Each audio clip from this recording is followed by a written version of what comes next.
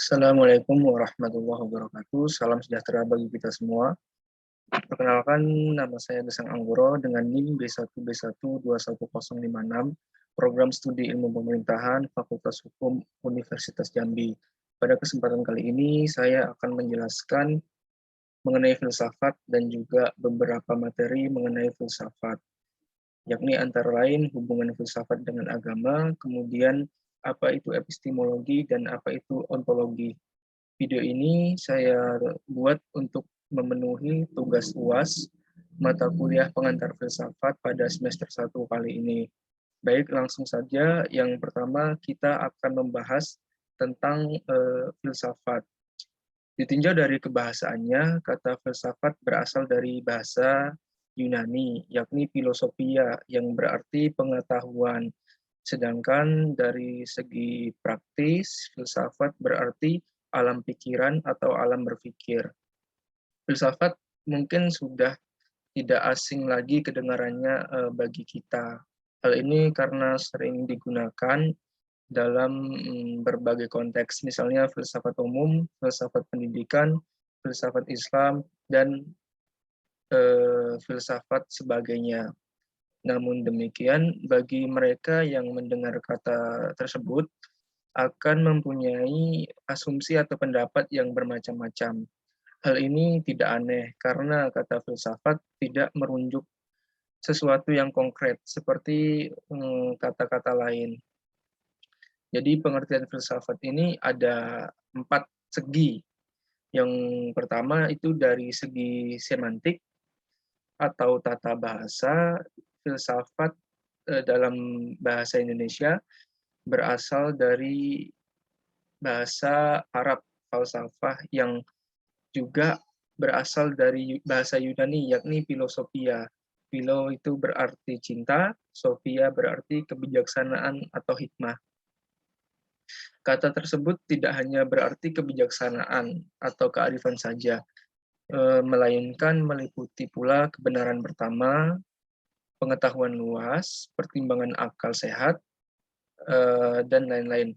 Kemudian ada juga dari segi praktis. Dari segi ini filsafat berarti alam pikiran atau alam berpikir. Berfilsafat itu berarti kita berpikir, jadi setiap orang pasti berpikir. Setiap yang berfilsafat itu dinamakan filsuf. Maka semboyan yang mengatakan bahwa setiap orang adalah filsuf itu tidaklah salah. Dan berikutnya dari segi umum. Dari segi umum, filsafat itu diartikan sebagai ilmu pengetahuan yang menyelidiki hakikat segala sesuatu untuk memperoleh kebenaran. Filsafat itu mencari intisari dari segala sesuatu yang ada. Kemudian ada juga segi khusus. Dari segi khusus, pengertian filsafat dipengaruhi oleh berbagai faktor.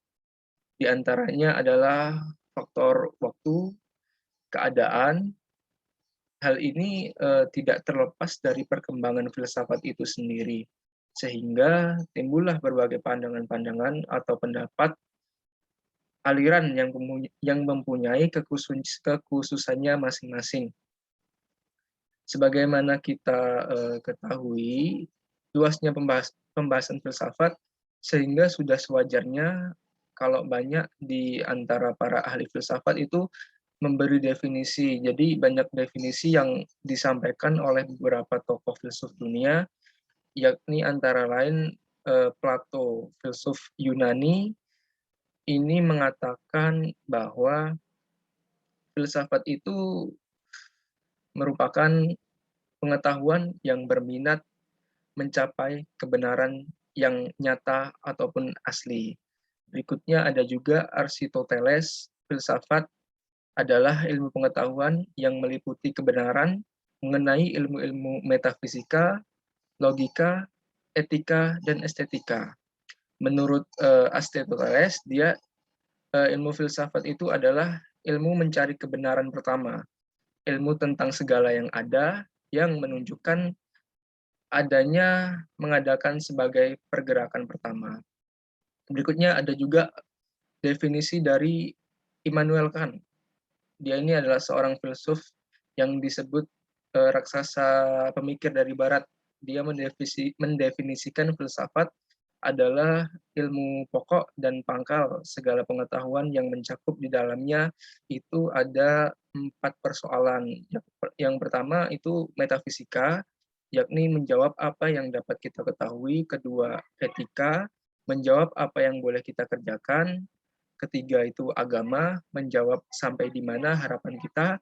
Keempat, antropologi, itu menjawab apa yang dinamakan manusia. Dari definisi-definisi para tokoh tersebut menunjukkan bahwa filsafat mencoba untuk mencari atau menyelidiki maupun mengetahui apa hakikat sebenarnya sesuatu yang ada di alam semesta ini. Ketika kita belajar filsafat tentu memiliki manfaat atau faedah. Yang pertama itu filsafat menolong atau membangun diri kita agar berpikir lebih mendalam. Kita menyadari dan mengalami tentang apa yang kita ingin ketahui. Hal ini tentunya memberikan manfaat yang baik kepada hidup kita sendiri. Kemudian filsafat juga memberi pandangan yang luas kepada kita. Hal ini untuk menghindari dari akuisme atau sentrisme, artinya untuk menghindari dari segala hal yang melihat dan mementingkan kepentingan serta kesenangan diri sendiri. Itu kemudian filsafat juga memberikan dasar-dasar baik untuk hidup kita sendiri maupun untuk ilmu-ilmu pengetahuan lainnya, seperti misalnya ilmu sosiologi, ilmu pendidikan, dan sebagainya. Dan juga filsafat merupakan tempat kita untuk berlatih agar mempunyai pikiran yang kritis, tidak hanya ikut-ikutan, tetapi kita juga bisa menyelidiki apa yang dikemukakan orang. Kita mempunyai pendapat sendiri, berdiri sendiri dengan cita-cita untuk mencari kebenaran. Kemudian juga filsafat memberikan kebiasaan dan kepandaian untuk melihat dan memecahkan persoalan-persoalan dalam hidup kita sehari-hari. Dalam filsafat, kita dilatih melihat dulu apa yang menjadi persoalan, dan ini merupakan syarat untuk memecahkannya. Mungkin itu filsafat, kemudian kita akan membahas hubungan filsafat dengan ilmu pengetahuan dan agama. Istilah filsafat ini dan agama mengandung pengertian yang dipahami secara berlawanan oleh banyak orang. Filsafat dalam cara kerjanya itu bertolak dari akal, karena itu banyak kaitan dengan berpikir, sedangkan agama itu bertolak dari wahyu, maka agama banyak terkait dengan pengalaman atau kerohanian kita. Filsafat itu juga membahas sesuatu dalam rangka melihat kebenaran yang diukur, apakah sesuatu itu logis atau tidak logis. Agama itu tidak selalu mengukur kebenaran dari segi logisnya. Jadi perbedaan antara filsafat dan agama bukan terletak pada bidangnya, tetapi terletak pada cara-cara menyelidiki bidang-bidang itu sendiri. Antara lain, filsafat adalah berpikir, sedangkan agama adalah mengabdikan diri. Yang selanjutnya, agama banyak berhubungan dengan hati, sedangkan filsafat banyak berhubungan dengan pemikiran atau akal cara kita untuk berpikir. Kemudian filsafat juga menuntut pengetahuan untuk memahami, sedangkan agama menuntut pengetahuan untuk beribadah atau mengabdi kepada Tuhan. Pokok agama itu bukan pengetahuan tentang Tuhan, tetapi yang terpenting adalah hubungan manusia dengan Tuhan. Agama mulai dari keyakinan yang kemudian dilanjutkan dengan mencari argumentasi untuk memperkuat keyakinan itu, sedangkan filsafat berawal dari mencari-cari argumen dan bukti-bukti yang kuat, maka dari situlah timbullah keyakinan karena ada penyelidikan tersebut. Kemudian agama juga dapat diidentikan dengan ibaratnya air terjun dari bendungan dengan gemuruhnya, dan sedangkan filsafat diumpamakan itu dengan air telaga yang jernih, tenang, dan kelihatan dasarnya.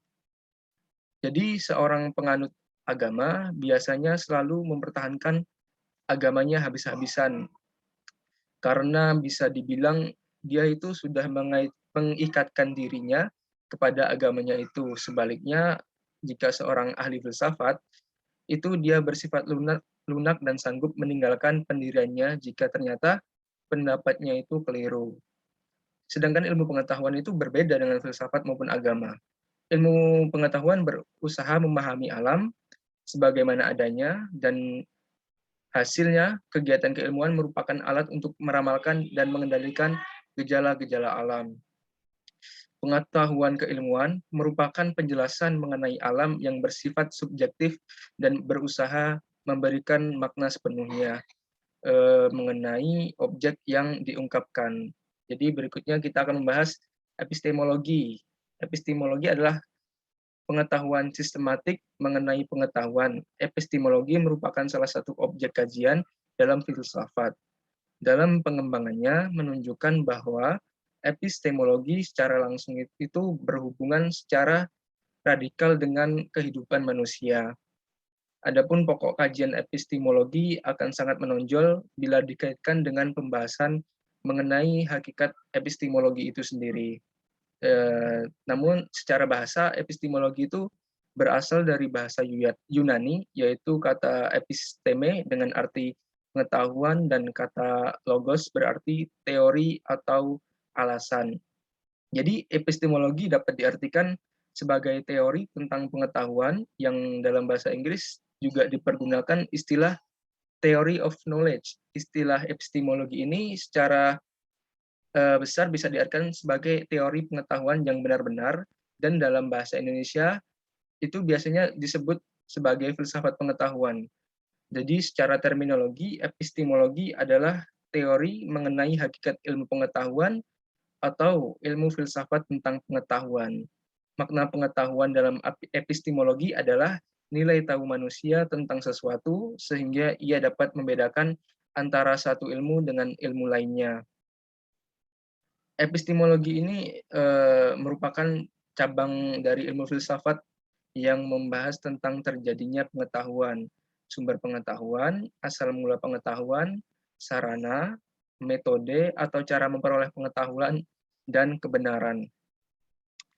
Adapun aspek-aspek dalam epistemologi yakni terdapat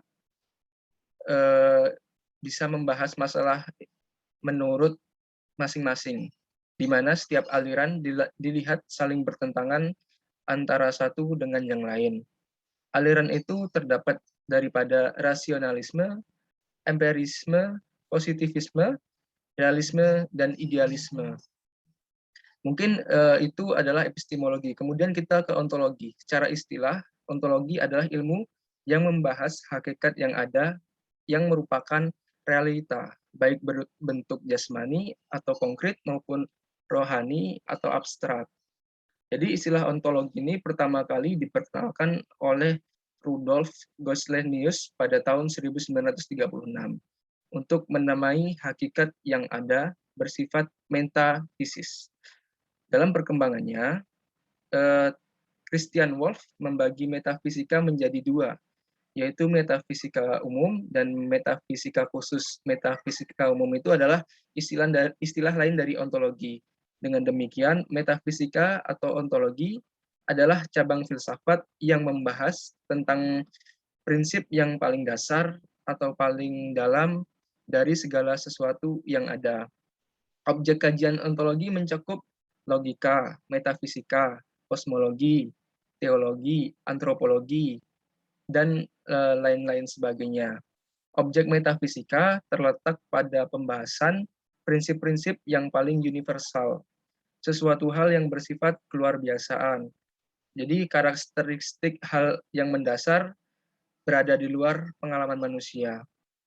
Jadi pandangan yang komprehensif tentang segala sesuatu membicarakan persoalan-persoalan seperti hubungan akan dan benda, hakikat perubahan, pengertian tentang kemerdekaan, kemudian wujud Tuhan, dan juga kehidupan setelah mati dan lainnya. Aliran ontologi memiliki beberapa aliran, yakni aliran idealisme, yakni aliran yang menganggap bahwa di balik realitas fisik pasti ada sesuatu yang tidak tampak atau terlihat. Berikutnya adalah agnostitisme, yakni paham yang mengingkari bahwa manusia mengetahui hakikat yang berupa materi maupun rohani.